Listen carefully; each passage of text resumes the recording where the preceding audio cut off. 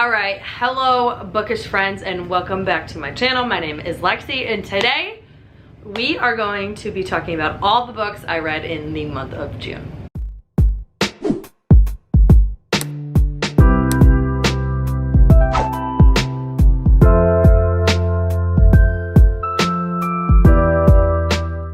So June was a bit of a weird reading month. Like, I started out the month really slow and it literally took me like 2 weeks to finish this first book.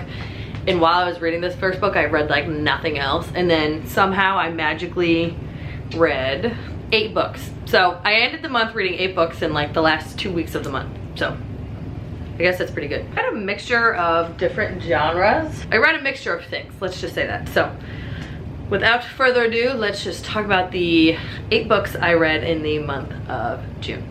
The first book I read was Hotel. Good lord, this is not a good start. I need a drink of my energy drink.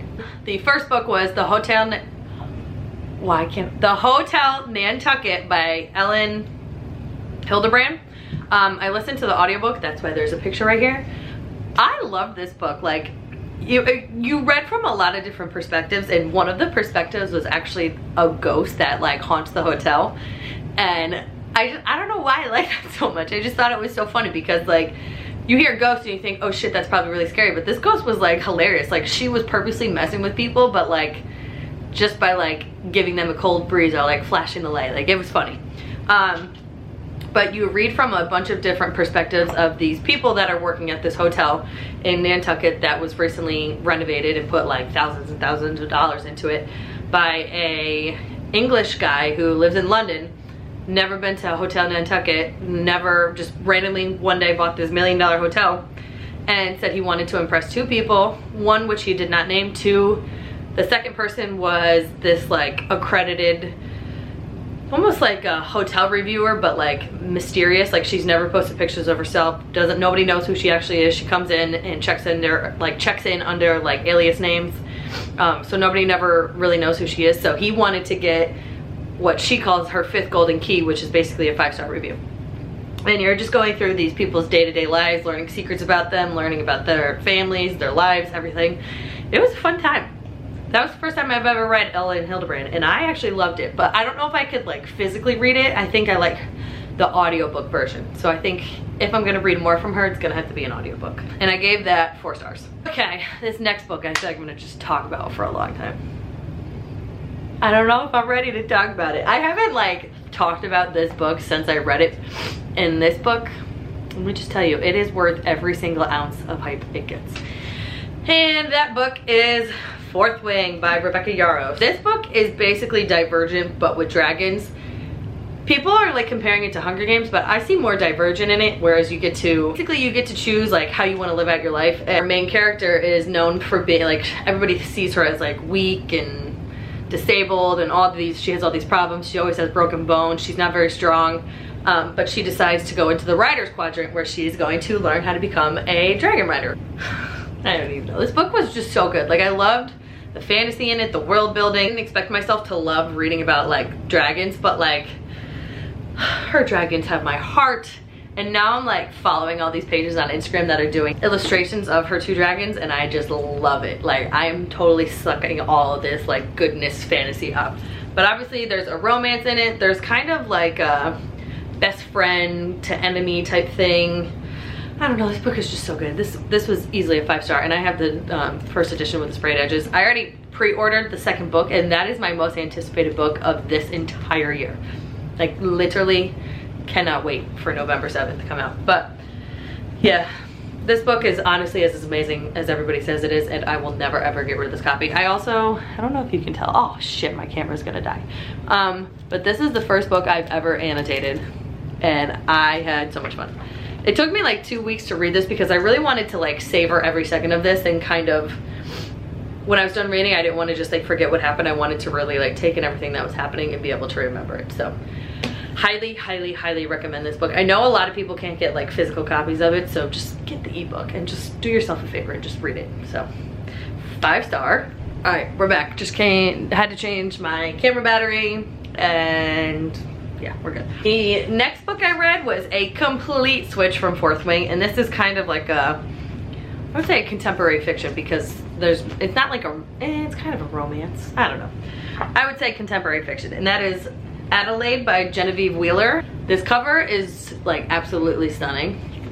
This is about our main character Adelaide, who I think just moved to London and meets this guy, and the first thing she says to this guy is, "You like a Disney prince?" And basically they start like talking, and it's not a relationship, but they're basically like talking, they hang out, they go on dates, but then he ghosts her and then doesn't talk to her. And it's kind of like a never-ending cycle. Like they go through phases where they're really good, and then he just completely stops talking to her, and she feels like really down on herself. She feels like it's her. She's constantly comparing herself to this guy's ex-girlfriend, saying like, I'm not good enough as her, like as she was, like that's why he doesn't like me, blah, blah, blah. And basically he's just a toxic human being, making her think that she's the problem when really it's him that's the problem. And it just goes through kind of how she learns to love herself and kind of get out. Uh-oh, here comes Louie. Hello.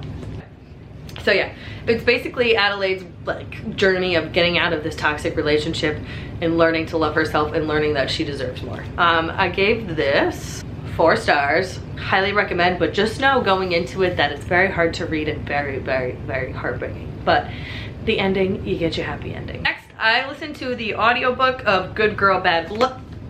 Good Girl Bad Blood, which is the second book in the A Good Girl's Guide to Murder series by Holly Jackson. This series has like such a special place in my heart. I love this series so much.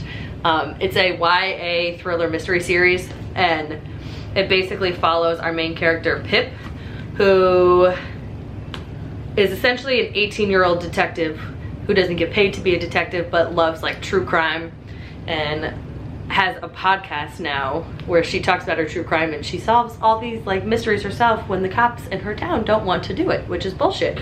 So if you are interested in this series, I have the physical, I've read the first book physically, listened to the audiobook for the first and second book.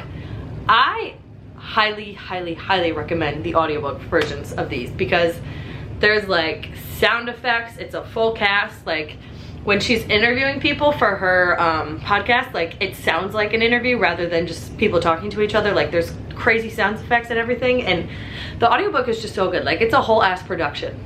So like when you're sitting there in your car reading it, or you're walking and listening to it, like you feel like you're watching a movie because of all the sound effects. So what did I give this? The first one I gave 5 stars. This one was a 4-star. I mean, with most series, the second and third and however many books aren't usually as good as the first one, and this one's kind of the case. So I gave the first one 5 stars, this one was 4 stars, and I'm hoping to finish the 3rd book in this series this year. And I just found out that they are making the first book into a movie or a TV show. So I literally cannot wait for that. Next, I read Mrs. Nash's Ashes by Sarah Adler. I read it on my Kindle and loved it. This book was so freaking good. Not only do I just love the cover of this book, it was just funny. It was heartbreaking. It was heartwarming. It was like sexy, and then it was just happiness, pure happiness. We're following our main character Millie, who lived with an elderly human being that has recently just passed away. Elder roommate had one wish in life, which was to be reunited with her real true love, who happened to be a woman back in the day when they were in the war. So it goes back and forth between the 1940s when they were in the war, and then it flashes forward to Millie, who is Mrs. Nash's roommate and has been tasked with the mission of reuniting the two, even though Mrs. Nash has passed. So she has a legit baggie of her elder roommate's ashes, and her goal is to get those ashes to Florida so she can be reunited with her one true love. After a ton of unexpected interruptions, there's a whole road trip with her and a grumpy human being man, and I love the dynamic between the two because the guy that she meets, who ends up, I don't want to spoil anything, but basically she plans on flying to Florida. Her flight gets canceled, so now her and this other man end up on a road trip together from Washington, D.C. all the way to Florida. The man is a grumpy human being who says he doesn't believe in true love, doesn't believe in being in love, any of that. And all Millie believes is everlasting love. And the two of them go on a road trip together. Millie is this like chaotic human being who just like is so trusting of the world, like so energetic, happy going, will basically talk to anybody and trust anybody, and he is the exact opposite. So the dynamic between the two is funny. I gave this 4 stars and absolutely loved it, and I want to read more from this author when she does more. Next, I read another manga, which is shocking because if you know anything about me, you know I'm not a manga person, but I'm kind of becoming one. I read the deluxe edition volume 2 of Stalking by Koogi. I still don't know how to pronounce this man's name, but this is the second book to the Stalking series. This one, it starts with Sang-woo almost getting caught by the cops, and then somehow miraculously he doesn't. Then they kind of go through daily life, whatever, and then Sang-woo does some stupid shit again, and what's his name? Yoon Bum gets suckered into this again, but now this motherfucker is just as crazy as Sang-woo. So I do have the third edition just came out on the 27th of June, so I have that, and I'm definitely going to be reading that in the month of July. So continuing on with the series, loving it. This is getting me into manga, which I'm shocked about. Oh, also I gave this one 4 stars, I think. Yep, I gave this 4 stars. This is another example of the first one was a lot better, but this one was still really freaking good, and good enough that I decided to continue on with the series. Next, I listened to another audiobook, and it was You're Not Supposed to Die Tonight by Kaylnn Bayron. I gave this 4 stars. This is a YA like camp thrasher thriller, and this one was good. This was a short audiobook. It was only like 6 hours. It's a camp thrasher where these kids, they're going to Camp Mirror Lake, they work there. It's basically a murder thriller movie reenactment of some movie that was filmed there decades ago. So it's not like a camp where like you go and you sit by the bonfire and whatnot. You go there to get scared shitless and go through like a simulation of a murder mystery or a murder movie. So that's going on, and eventually people start just like not showing up for their shifts, and they just think that they just dipped out and didn't want to work anymore. But come to find out, these people are being killed off and shit gets crazy, and the ending is kind of like paranormal, which was a little strange. Like the ending, you're like, what? Like how? Like it almost turned into like a cult paranormal thriller at the end. But I liked it. Like it was so way off and totally like not realistic whatsoever, but isn't that why we love those kinds of movies and these kinds of books? So that was a 4 star. The last book, I'm not completely finished with this yet, but I'm like almost completed with it, and it's literally the end of June, so I'm counting it.